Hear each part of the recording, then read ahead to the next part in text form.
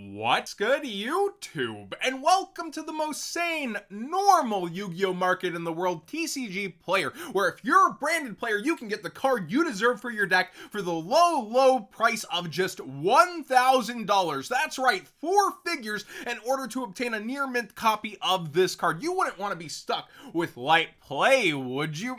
Put your tournament life on the line. But seriously, when it comes to this price, it's utterly ridiculous and actually hilarious to watch people actually list above here in price to see the jokes around the community of the day on this. But branded is getting more hype than just this. But let's go ahead and look here. We see the light plays are selling out just under $30, and the near mints sold out at a max of 38, with many going around 30 when they were 20 the day before. I think this is overhyped personally. I do think it can perform within the current metagame. I don't think it's the choice to play. I think it's a choice towards the back of the room to play. And if you're a branded Despia player, let me know. Do you think this is absolutely crazy that people would have bought this out, or do you think they're onto something once again and it's been underestimated and they're gonna be showing you this format? I think it's going to be towards the back tables mostly, with the ability to top, but how many are gonna do it? Not the biggest part or even a notable part of the pie chart in my opinion. But hey,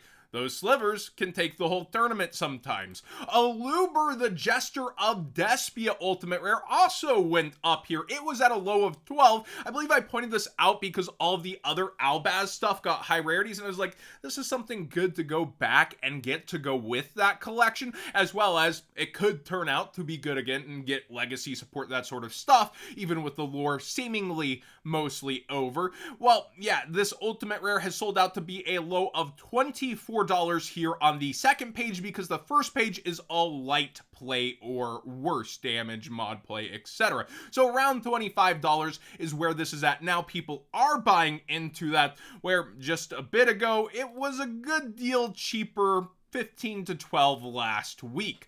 Phantom Nightmare Day 1 has been nothing but shocking, where the highest cards are going and getting even more traction. Low Voiceless Voice is not under the radar. It is not being silently looked at. It has gone up towards $73 and is on buyout mode day 1 for this secret rare. We've been talking about a lot of the buyouts, like pre-preparation of rights, that have gone into this deck, so it obviously was on people's radars, but I did not expect it to spike for several weeks versus release, and people are definitely on it. Now, it is the top secret rare. People tend to go to the best of the set early, and we'll see how it actually falls out or continues to rise. But Snake Eyes Popular, I did say I thought this would be the top ultra of the set over the Princess, and it has been proving itself throughout here. Live editing done cheap, computer freeze on screen. But yeah, mostly around $65, and it's actually, you know, really getting that traction here day 1,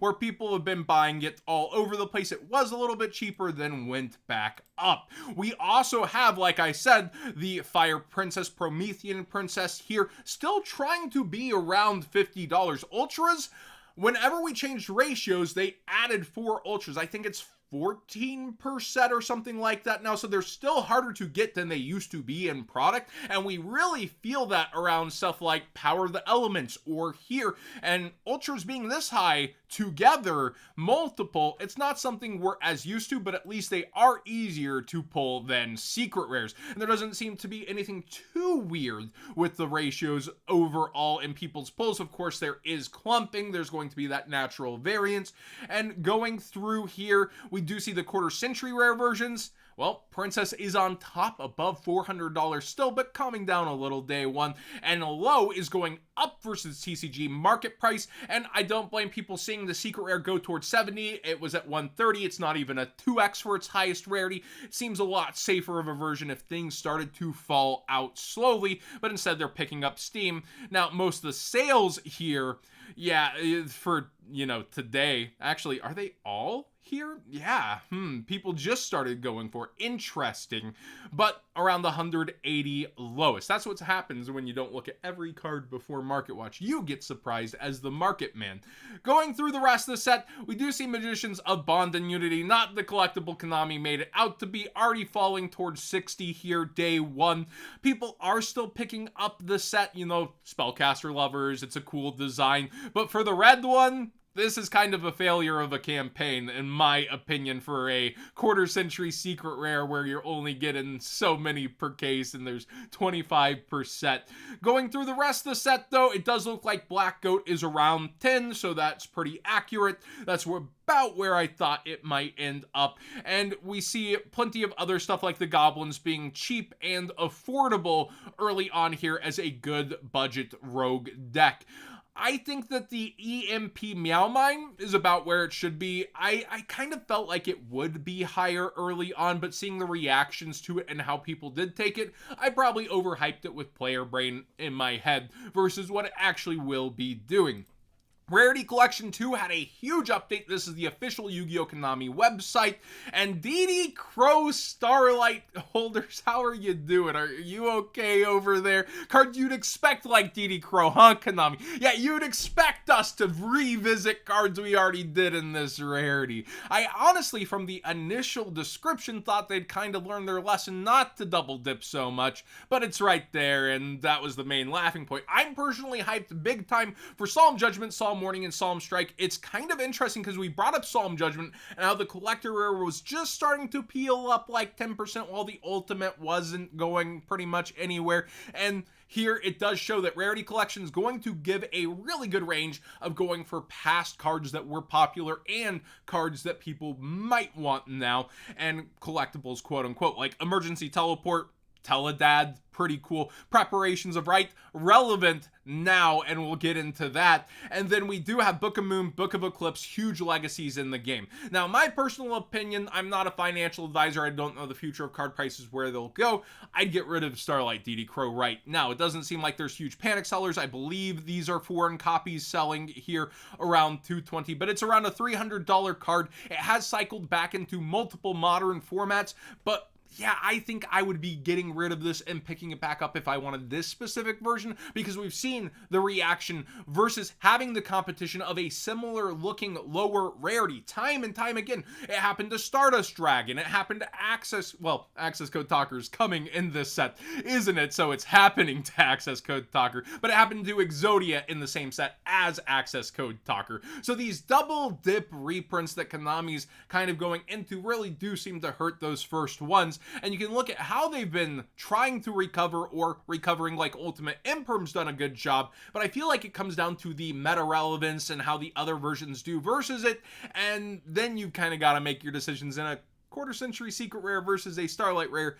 Very, very similar in looks, and people are willing to settle. However, another one to compare is Ghost Bell, which did have its quarter-century secret rare. You can see how hard it fell out for a bit, so you had an opportunity to grab it a lot lower, but then a huge rebound. So will cards like this fall as much as they once did, or will they dig their heels in the sand with people not as willing to sell and wait and watch? No panic sellers here immediately is interesting, and Ghost Bell did prove herself to be able to come back up a significant chunk in price to where she's almost where she was, but there was a long opportunity to be able to get her at a very cheaper price. So again, we'll see how the market reacts. I think most of the panic sellers kind of left Yu-Gi-Oh! When Rarity Collection 1 dropped, and then I think they kind of stepped away to watch from outside. So how DD Crow will go will actually be a huge indicator of how this will go, a dipstick into the oil, if you will, on how this is going to pan out.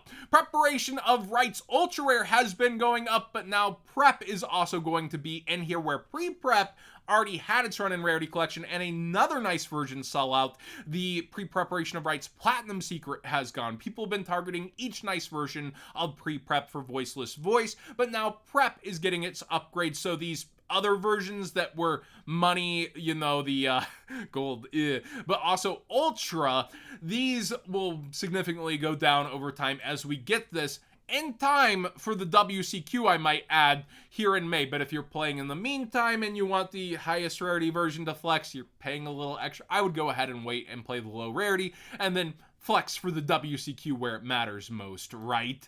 Book of Moon is another card mentioned in the reprints. I think the OG super rare is safe even versus the collectibles. It's got that legacy in the game, but every other version I'd start to consider. DT is very unique. The ultra rare from Turbo Pack's never done that well for itself. So I think once you get to everything back here, Hey, the OG Platinum Rare, though, versus Platinum Secret. You know what I'm saying? It's unique. I actually do think this is more unique than the Secret Rares at this point, where you're going to get the Secret reprint, though. I feel like you got to consider the version's Ultimate Rare, and maybe the Super Rare are what might hold, but the Ultimate Rare also might go down in the immediate. White Aura Whale is up for Goatey. Goatey is a deck causing a lot of buyouts right now, and has that rogue traction. It feels like not even on the level of branded to me. I could be wrong about that, but I feel like all these buyouts around Goatey are a little too reactive personally. And then finally, Snake Eye Aashi, oh no, wrong one, Snake Eye Aashi is up in price. Let me know if you know why this is. I always collect these old vanillas and stuff and always pull them out of bulk, but this one seems ridiculous to me. It's a plant normal. There should be other ones you can play that are like tuners and stuff if you want a vanilla. Let me know if there's a specific reason for the attack value or level. I don't know. This one's just odd to me, and people have even paid all the way $28 for a light play is ridiculous. But yeah, light plays line up in the lowest near mints 35. Let me know what this one's for, if it's actually something competitive. Thanks for watching today's Market Watch. Please subscribe if you haven't already. Give this video a thumbs up if you enjoyed the conversation. And yeah, wild Market Watch today, especially for a day one, and then also with the reprint announcements.